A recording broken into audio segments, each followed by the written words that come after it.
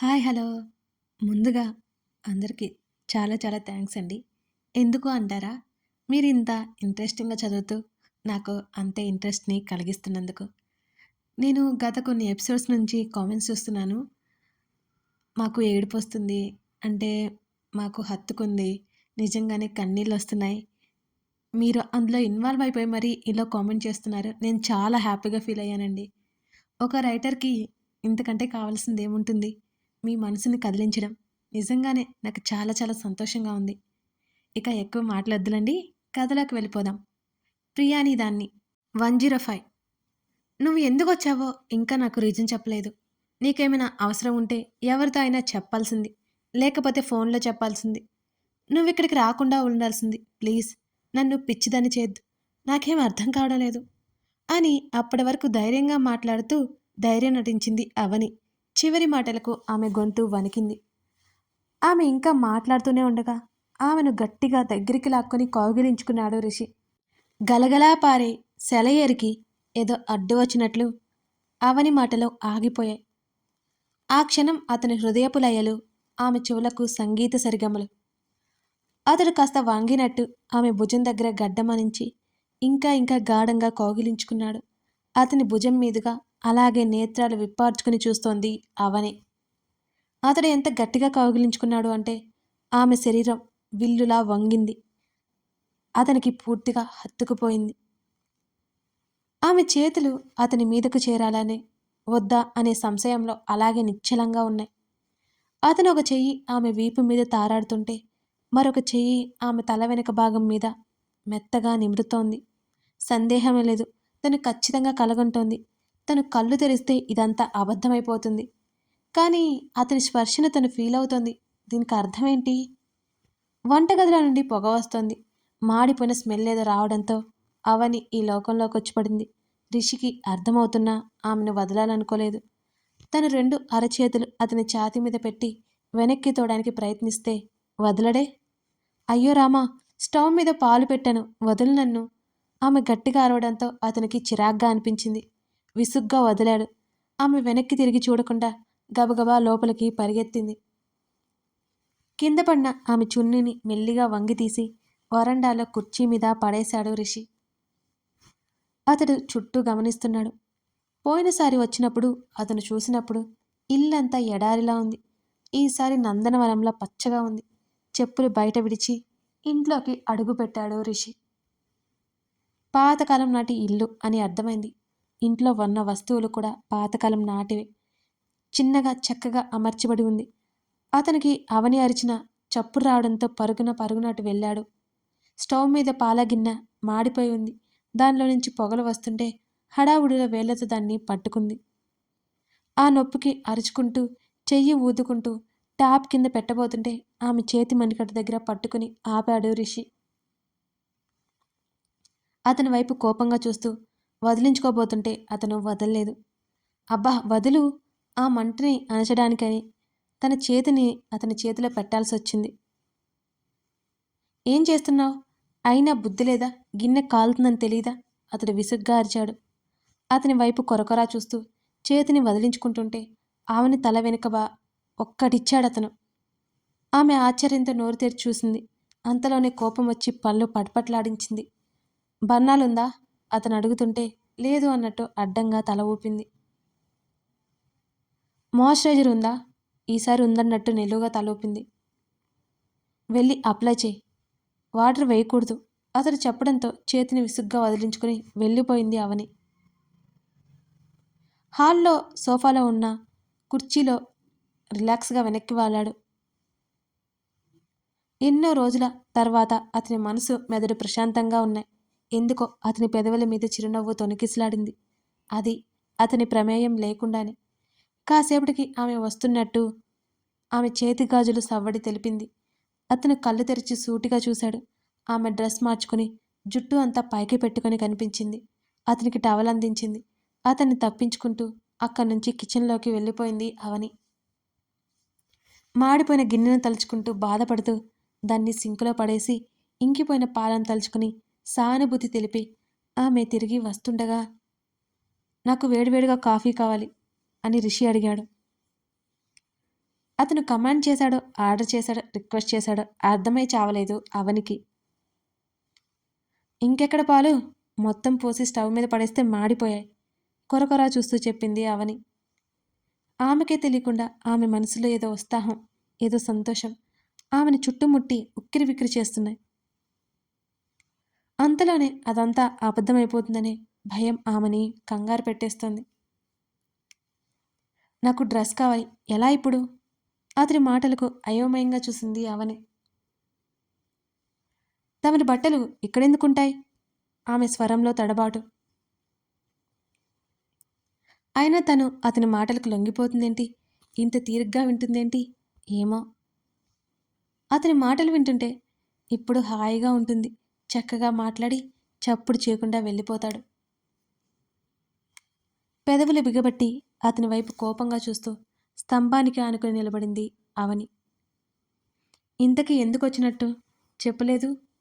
ఆమె అలాగే నిలబడి అతని వైపు చూసి చెప్పి వెంటనే చూపులు మళ్లించుకుంది. ఇంకా అర్థం కాలేదా? ఆ మాటకి ఉక్రోషంగా చూసింది అతని వంక. ఏ రోజు అర్థమయ్యాడని ఈరోజు అర్థం కావడానికి ఆ పిచ్చి ప్రశ్న ఏంటి? ఇలాంటివి మాట్లాడితేనే తనకి ఒళ్ళు మండిపోతుంది. అర్థం కాలేదు. నువ్వు ఎప్పటికీ నాకు అర్థం కావు. ప్రతి క్షణం నాకు పిచ్చి పట్టిస్తూనే ఉంటా. ఇంకా ఏం కావాలి? ఆమె మాట్లాడుతుండగా ఆమె పెదవులు అదురుతున్నాయి. విసురుగా వచ్చి గాలికి తలుపు దబేళ్ళ పడింది. అతన్ని దాటుకుని వెళ్ళి తలుపు మూసింది అవని. అతడు నిటారుగా కూర్చున్నాడు. ఆమె అలాగే తలుపుకి ఆనుకుని నిలబడింది. అతని వైపు చూసింది.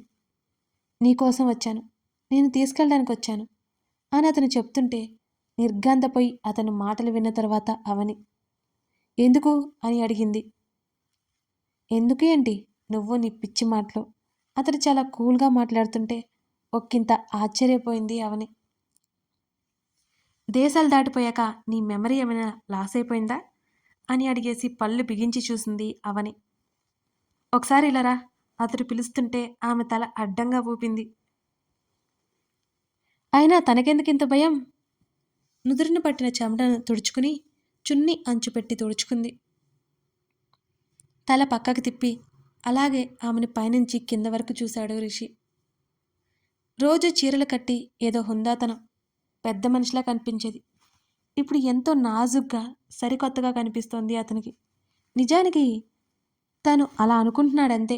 ఏదైనా తను చూసే చూపును బట్టే ఉంటుంది అని ఇప్పుడిప్పుడే అర్థమవుతోంది అతనికి కూడా. నిన్నే, వస్తున్నావా లేదా? ఇదిగో, నన్ను భయపెట్టకుండా నేను అడిగిన దానికి సమాధానం చెప్పు. ఆమె మాట్లాడుతుండగానే అతను సోఫా నుంచి లేచి ఆమె దగ్గరకు వచ్చాడు. అవని తలుపుకి అతుక్కుపోయింది ఉలిక్కిపాటుగా. నీకు భయపడే రోజులు ఎప్పుడో పోయాయి. అక్కడే ఉండి మాట్లాడు అని అరచేయి అతని వైపు చూపుతూ అంది అవని. తనకేదో అయింది. తనకెందుకింత కంగారు ఇతనొస్తే? అతని ప్రవర్తన కూడా తేడాగానే ఉంది. అరే, ఇప్పుడు నిన్నెవడు భయపడమన్నారు? మాట్లాడాలి అంటున్నాను, నువ్వు రావట్లేదు. అందుకే నేనే వస్తున్నా. భుజాలు కదిలిస్తూ ఆమె దగ్గరికి చేరాడు. అతను అంత దగ్గరికి రావడంతో అవని ఊపిరి బిగబట్టి నిలబడింది. ఛా, తనే వెళ్లాల్సింది. కాస్త దూరంగా ఉండి మాట్లాడేవాడు. అతనంత దగ్గరగా వస్తే తనకు మాటలు రావని ఇతనికేం తెలుసు? నేను ఆమెకిక ఏం మాట్లాడాలో మాటలే రావడం లేదు ఇక. ఇప్పుడు అడుగు.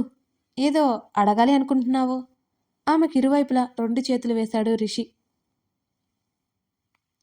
అతని పంజాలో చిక్కుకున్న లేడి పిల్లలా ఉంది ఆమె పరిస్థితి. నువ్వు రావడానికి కారణమేంటి అని ఆమె అడిగింది. ఆమెనే గమనిస్తూ కాస్త దగ్గరగా జరిగి ఆ పక్కనే ఉన్న సోఫాకి ఆనుకుని నిలబడి చేతులు కట్టుకున్నాడు. గుండెల మీద చేయి వేసుకుని ఊపిరి తీసుకుంది అవని. చెప్పాను కదా నీకోసం వచ్చానని. ఎన్నిసార్లు చెప్పాలి నీకు? అతని మాటలకు కళ్ళు చిన్నవి చేసి చూసింది అతన్ని అవని. నువ్వు మాట్లాడే మాటలు నాకు ఎప్పుడూ అర్థం కాదు, ఇప్పుడు కూడా అర్థం కావడం లేదు అని వెళ్ళిపోయావు కదా, ఎందుకు వచ్చావు? ఆమె చూపులు తిప్పుకుంటూ అడిగింది మరలా. ఆమెను చూస్తున్నాడు అతను. సందీప్ గురించి తనతో చెబుతుంది అనుకున్నాడు. అయినా ఆమె చెప్పలేదు. ఆమె అంతే, ఎంత కష్టాన్నైనా బయటికి చెప్పదు. అతడికి అర్థమైపోయిందిక. వెళ్ళినా వచ్చాను కదా. అతని మాటలకు అయోమయంగా చూసింది అవని. నువ్విలా మాట్లాడి నన్ను కన్ఫ్యూజ్ చేయకు, ఆమె సీరియస్గా అంది ఈసారి. ఎలా మాట్లాడాను? అతని కనుబొమ్మలెత్తి అడిగాడు రిషి. ఇప్పటికీ నువ్వు విషయం చెప్పట్లేదు చూడు. ఈ బిహేవియర్ నాకేం అర్థం కావడం లేదు. ఆమె కాస్త గట్టిగా అరిచింది అసహనంగా. నేనొక నిర్ణయం తీసుకున్నాను. అతడు చెప్తుంటే అతని వైపే చూస్తోంది అవని. ఆమె గుండె ఎందుకో ఒక్కసారిగా వేగంగా కొట్టుకోసాగింది. నిర్ణయమా? ఏంటది? అవనికే తెలియకుండా ఆమె గొంతు వణికింది. అక్కడంతా నిశ్శబ్దం అలుముకుంది. ఆ నిశ్శబ్దంలో అవనిలో ఏదో కొత్త కంగారు రేకెత్తిచ్చింది. చెప్పు. అతను నోరు విప్పకముందే ఆదుర్దాగా అడిగింది అవని. నువ్వు కావాలి. ఆ మాటలు నలువైపులా ఆమె చెవులను చేరి ఆమెకి దగ్గరగా వచ్చినట్టు అనిపించాయి. ఆమె పెదవులు ఏదో చెప్పడానికి ప్రయత్నిస్తున్నాయి. కానీ శబ్దం బయటికి రావడం లేదు. ఎందుకో ఆమె శరీరం ఇంకా సన్నగా వణికింది. ఏంటి? ఆమె పెదవులు అస్పష్టంగా పలుకుతున్నాయి. లైఫ్ లాంగ్ నువ్వు కావాలి నాకు. అతని మాటలకు ఆమె శరీరం సత్తువలినట్టుగా కూలపడ్డానికి సిద్ధంగా ఉంది. గబుక్కున ఆమె భుజాలు పట్టుకుని పిచ్చా నీకు? అతను గద్దించాడు. అవని ఉలిక్కిపడి ఈ లోకంలోకొచ్చింది. సున్నితంగా అతని చేతులను విడిపించుకుంది. కాస్త పక్కకు జరిగింది. ఆమెకెదురుగానే ఉన్నాడతను. నువ్వేమంటున్నావో నాకు అర్థమైంది. ఇదంతా నిజమే అని నమ్మకం కలుగుతుంది. కానీ నాకు కొన్ని అనుమానాలున్నాయి. ప్లీజ్ తప్పకుండా నిజం చెప్పు. అతని వైపే చూస్తూ బేలగా అడిగింది అవని. ఏంటి అన్నట్టున్నాయి అతని చూపులు. ఆమె అడగబోయేది ఏదో అతను అంచనా వేయగలడు. అలాగే సూటిగా చూస్తున్నాడు. నీకు నిజంగా నేనంటే ప్రేమ లేదు. మరి ఎందుకొచ్చావు? అని గాద్గదిక స్వరంతో అడిగింది అవని. అతను చెప్పబోయే సమాధానం మీదనే తన జీవితం ఆధారపడుతుందేమో అని అవని ఊపిరి బిగబట్టి అడగడానికి వినడానికి సిద్ధమైంది. నీ ప్రవర్తన నన్ను భయపెడుతోంది. ఫ్రెండ్ అన్న కనీసం చెప్పకుండానే వెళ్ళిపోయావు. కాదు కాదు నన్ను వదిలించుకుని వెళ్ళిపోయావు. అంత అంత దిగజారిపోయిన దానిలా కనిపిస్తున్నాను నీకు? ఆమె చాలా ధైర్యం కూడగట్టుకుని అడగాలనుకుంది. కానీ ఆమె వల్ల కాలేదు. ఆమె కంటి గడప దాటి గబుక్కున కన్నీళ్లు ముందుకు దూకాయి. గట్టిగా ఊపిరి చూసుకుంటూ ఏడుపు ఆపుకోసాగింది అవని. అతడు క్షణకాలం ఆ మాటలు వినలేనట్టు కళ్ళు మూసుకుని ముఖం తిప్పేసుకున్నాడు. సారీ, మధ్యలో ఏదో మాట్లాడుతున్నాను, నువ్వు చెప్పు అని అంది ఆమె మౌనం వహించి. అప్పటి వరకు మాట్లాడడానికి ముందడుగు వేసిన అతని మనసు ఆమె మాటలకు వెనక్కి సర్దుకున్నట్టు అనిపించింది. ఆమె అడిగిన ప్రశ్నలకు తన దగ్గర సమాధానం ఉన్నా సరే ఎందుకో బయటపడలేకపోయాడు అతను. అతనిలో అపరాధ భావం తొంగి చూస్తున్నట్ట అతని ముఖం మ్లానమైపోయింది. మరికొన్ని క్షణాలు మరింత నిశ్శబ్దంగా ముందుకు వెళ్ళిపోయాయి. అతనికి ముందే తెలుసు తను కొన్ని ప్రశ్నలకి సమాధానం చెప్పి తీరాలి. గట్టిగా ఊపిరి తీసుకుని అవని ముందుకెళ్ళాడు. విపరీతంగా ఏడవడం వల్ల ఆమె ముక్కు ముఖం ఎర్రబడ్డాయి. ఆమె కళ్ళు ఉబ్బి ఉన్నాయి. ఆమె ముఖాన్ని రెండు చేతుల మధ్య పట్టి తల కాస్త కిందకు దించి ఆమె కళ్ళల్లోకి చూస్తూ, నువ్వు అడిగింది కరెక్ట్. ఇప్పుడు కూడా నీ మీద ప్రేమ ఉందో లేదో నాకు తెలియదు. నేనైతే లేదు అని అనుకుంటున్నాను. కానీ నువ్వు నాకు కావాలనిపిస్తుంది. అది ఎందుకో నాకు కూడా తెలీదు. నా లైఫ్కి నేను సెకండ్ ఛాన్స్ ఇచ్చుకుంటున్నాను అని అతని సమాధానం విన్న తర్వాత అవని మనసు తేలికైంది. కానీ ఆమె అది బయటికి చూపించలేదు. మౌనంగా చూస్తోంది అతని వంక. నేను క్షమించమన్నది ఎందుకు? నీ ప్రేమను అంగీకరించలేకపోయాను అని కాదు. నిన్ను వదిలి వెళ్ళాను అని నిర్ణయించుకున్నందుకు అసలే కాదు. అతను చెప్తుంటే విస్తుపోయి చూసింది అవని. అతడు చెప్పడం ఆపలేదు. మళ్ళీ కొనసాగించాడు. మొదటిది నిన్ను అనుమానించాను. రెండోది నిన్ను అవమానించాను. తెలిసే నిన్ను బాధించాను. అవును, అప్పుడు నీకు దూరంగా ఉండాలని నిర్ణయించుకున్నాను. కానీ నువ్వు అవకాశం ఇవ్వట్లేదు. నీ మనసు విరిచేయాలి. నాకు అంతకంటే ఇంకేం మార్గాలు దొరకలేదు. అందుకే నీకు క్షమాపణలు చెప్తున్నాను. అంతేకాని నీ ప్రేమ చూసి కాదు, నిన్ను యాక్సెప్ట్ చేయనందుకు కాదు. అతడు ఏమాత్రం తొనక్కుండా చెప్పాడు. కథ కొనసాగుతుంది. ఇప్పుడు అవని నిర్ణయం ఏంటంటారు? ప్లీజ్ లైక్ చేసి సబ్స్క్రైబ్ చేసుకోండి. Thank you.